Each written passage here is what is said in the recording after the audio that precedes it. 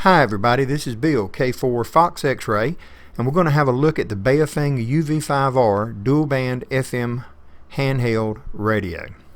This radio covers 2 meters and 70 centimeters, FM only. It also covers the AM broadcast band if you want to listen to the radio when you're bored. It has dual watch, allowing you to monitor 2 frequencies at one time. It does have an A and a B VFO, so you can listen to 5.2 and listen to your favorite repeater simultaneously. The fit and finish is not bad at all for a $20 radio. It comes with an ion lithium battery rated at 1800 milliampere hours at 7.4 volts DC.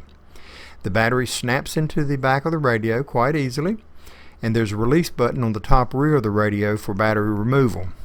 You can charge the battery in the included desktop charger without it being connected to the radio, so it's easy to keep your spare batteries charged and ready to go. Snaps right in, no problem at all. We might want to put an antenna on there before we turn it on, don't you think?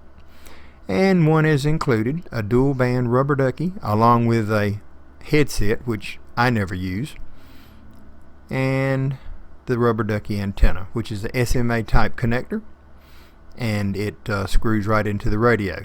Several dealers have aftermarket antennas for this radio. You can get a dual band super small rubber ducky that's only about maybe 2.5 inches long, and you could put the radio in your pocket with that on there. But very nice radio. The fit and finish is not bad at all.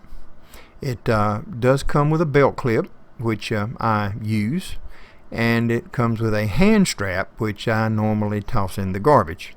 Of course, you know, that depends on the user. You may like a hand strap, but the radio's nice. Fit and finish is quite exceptional for a 1995 radio, and that is shipped. So, you know, for less than $20 you can get 2 bands as well as the AM broadcast band.